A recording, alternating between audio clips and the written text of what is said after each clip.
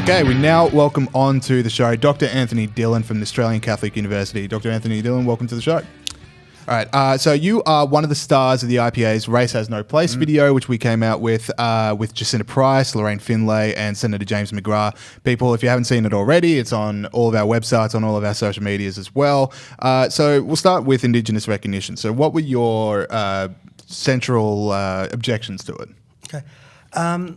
Many Indigenous people these days just get on with life, whether they be in the city or in remote areas, and obviously those ones in remote areas are finding it more difficult to get on with life.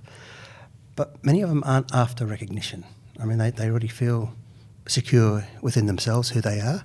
They feel recognised. They've got other issues to deal with. So, I just think, okay, if that is going to be a issue to deal with, surely there are a lot more important ones to deal with first. So shift that down. But it seems to be one of the highest priorities. So one of the things, you wrote an article in The Spectator Australia recently about it, and I absolutely loved it. And one of the ones you talked about was, there's this belief now that Indigenous Australians are just this homogenous group and they all have one individual voice, one collective voice. And that's just, it's not the way it is, and it's not the way for any race group in the world. Everyone's an individual. I thought that was really interesting. Yes. Yeah. And if you homogenise them, then it's easy to have a leader who can, rise and claim to speak on their behalf. So we need to point out that they're no different to non-Indigenous people. There's disagreements between non-Indigenous people on a whole range of topics that affect them personally and not so personally. And so it is for Indigenous people. They have very different views on a whole range of topics. All right, so another thing in the piece that I really loved was a bit where you said the call for an Indigenous voice is edging closer to separate development and separatism. So what's bad about separatism and what's bad about separate development? I think I gave another quote there. There was a physicist, David Bohm, who said, all problems stem from that belief in, separateness between individuals. The good book says a house divided against itself cannot stand. So, yes, I respect and promote individuality, but, collectively we need to not have this group and that group, or at least not make them so strong. It's great to have a men's group and a women's group and a group for older people and a group for younger people, but it shouldn't become such a strong division where each group is then almost seen as a separate species. So, if you could sum up my beliefs, my thinking in one sentence, it's something I always come back to. With regard to Aboriginal and non-Aboriginal people, the commonalities between them far outweigh the differences. And the differences should only be considered and addressed after first accepting and understanding that the commonalities far outweigh the differences. Yeah, another thing with Indigenous recognition, I think, which is if the theory is that Aboriginal people aren't getting enough representation in Australian Parliament when it's one vote for an Aboriginal person and one vote for a white person, that's why you need the Indigenous voice to Parliament. But doesn't saying that we need an extra voice sort of infantilise Aboriginal Australians as well? It's sort of you need more help. You can't make your own way in things. Yeah, look, where I live in Sydney, in my suburb, the local member there, she represents me. Okay, now she's able to represent me even though she's female. She's able to represent me even though she's a different age group to me. I better say she knows who she is. She's younger than me. She's able to represent me even though she's not Indigenous. So I assume she's doing the job well because she's competent at it, not because she ticks some identity boxes.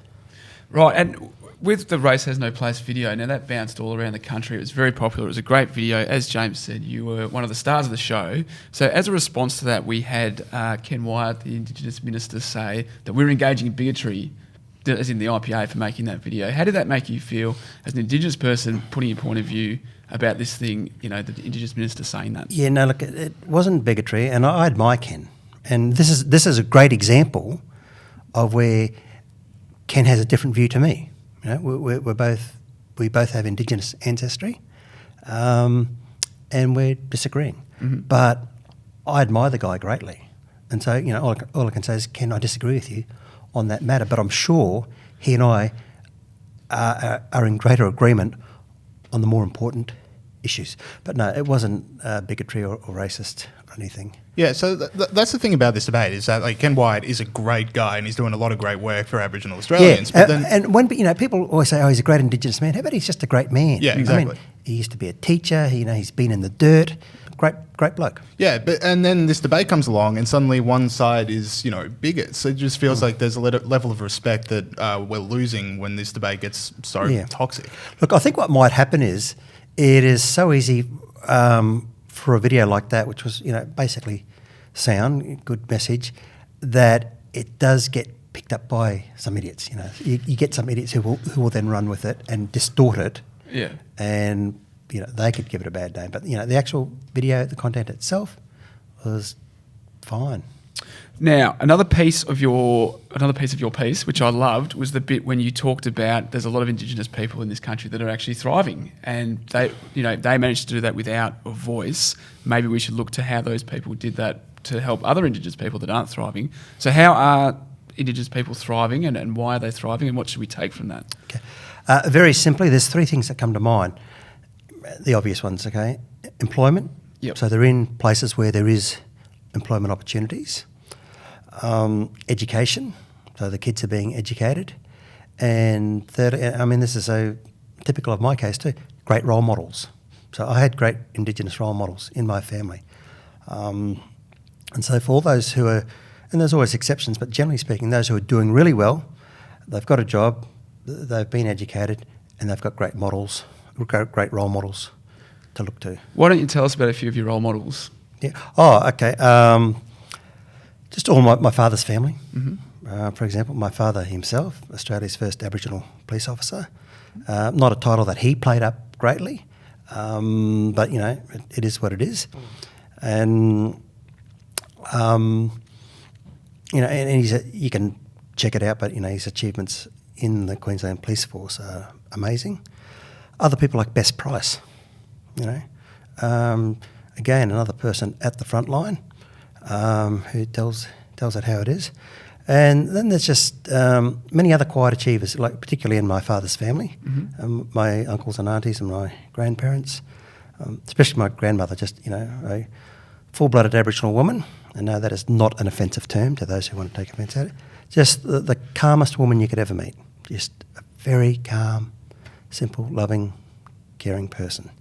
So I don't have a temperament. Wish I did, but it's something I'm aiming to try and have that total peace. People like Ken Wyatt, who have done so well, and even some of those Indigenous leaders, they get called they're called leaders whom much of what they say I don't agree with. I still have a lot of respect for them. I think, okay, at least you've made it. You've worked yourself into a position of influence, and I've got to respect that, even if I disagree with your views and arguments. I mean, I'm kind of the same, where so many of my heroes and so many of my favourite artists and authors are complete socialists, but you can just respect them for so many other reasons than those political views. Anyway, to bring it back to Indigenous recognition, the way that the media talks about Aboriginal affairs, there are only two topics that ever get brought up. It's either Indigenous recognition or, and we're releasing this closer to Australia Day, whether or not Australia Day should change. I don't know whether you want to talk about Australia Day itself, Sure. but why are those two debates the ones that have caught the media's attention? That's the only oxygen that ever gets put out. I guess it's they're convenient ones to talk about. They're a nice distraction from the unmentionables. Child abuse, violence in Aboriginal communities, those sorts of things. We've all seen the images, and many people don't like to talk about those. So the other two, they're easy to talk about, and in a sense they're easy to do, much easier to do than tackle the issues of abuse, poverty, drunkenness, squalor, unclean. You don't have to leave a big city to make a difference. Exactly. You don't have to leave your computer social media account. Yes, exactly. It's the same as when you get these keyboard warriors who just shout out, "Yeah, that's racist, and I oppose it." Oh, I feel so good now. I've done something today. Yeah, and you've done sweet nothing. Exactly. Yeah, I've just added to the Twitter thing. All right, so because I genuinely get sick of it when every year Australia Day rolls around and every politician cares about Indigenous issues for like 3 weeks, and then they get to, basically get away with it for the rest of the year. So let's talk about some real issues. Now, you've done a lot of work in mental health. That would be like one of your areas of research. And when you think of like some of the issues that come up with Aboriginal affairs, like drug and alcohol dependency, which is affecting some communities. I mean, that is a mental health issue, and as it is for any race. So do you want to talk about like what are the central issues about mental health in Aboriginal Australians, and then maybe like what are the other big issues that are out there that we should be talking about? Okay, with regard to the mental health, there's 2 things that come to mind, and I've already touched on one of these before, jobs. Okay, when you have, jobs, there's more benefits coming from a job other than economic benefits. I mean, it's good to have a job where you get a pay packet and you can buy fresh food and all that sort of thing. But just as importantly, having a job gives you a sense of purpose. And you are when you have a job, you're contributing back to society. You're also learning, or hopefully you should be learning. Whether it be on training courses or learning on the job or something, you're getting to exercise the brain. So those sorts of things. And it just reminds you that, hey, I am connected to other people. It's not just about me, but when I have a job, we receive products from this group, we produce this product, we give it to that group, we have these customers, we have these interactions. It reminds the person that they are part of the bigger whole. So employment is very important. It has great psychological benefits. And if we want to end dysfunction and compromised mental health and suicide, which is another big one, when you get the adults working and the kids into school, you will go a great way to reducing those other evils that I just mentioned. I was going to say, so what are the issues involved with that? Like, how do we get to more employment? How do we get to these areas that you're talking about? Yeah. Okay. Well, let's talk about where it's most difficult, the remote areas. Yep. That's where you need someone like Warren Mundine, who specialises in enterprise and that sort of thing. You need to make some tough decisions. In some communities, if they're not viable, a tough decision needs to be made. Okay. When and how do you move the people on? And it has to be done in a sensitive manner. So I'm all for boosting that community by injecting funds, if it's going to achieve an outcome or if it's likely to achieve an outcome. But there are some communities where you have to draw a line in the sand and say, okay, look, this one is really difficult. The population is so low. Maybe they would be better being shifted, not just ripped up and dropped in a concrete jungle. It's got to be done sensitively, and that's quite a challenge. But they need to be in places where they and their children have the sorts of opportunities that you and I take for granted, and the sorts of opportunities that the protesters take for granted. So, I mean, you see all these blacktivists out there, and most of them have benefited from having a decent education. So you need to,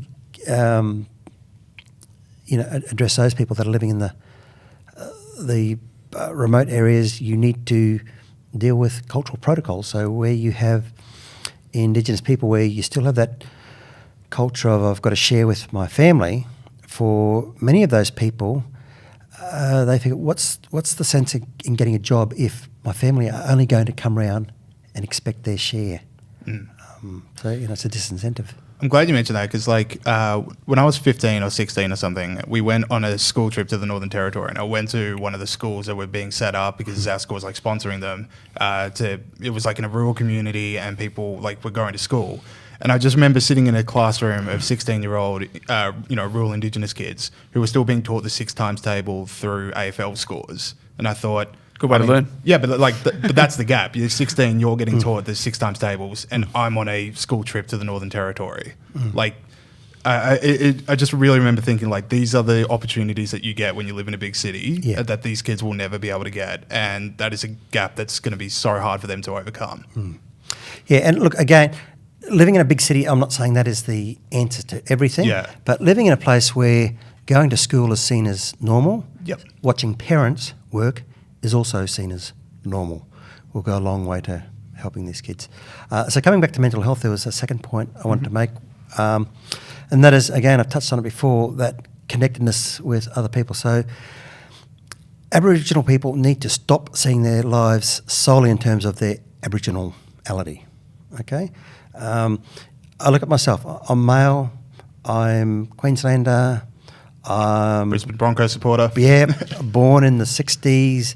I'm heterosexual. I, was raised with Christian values. All these things make up who I am. And I've got Aboriginal ancestry. I've got English ancestry.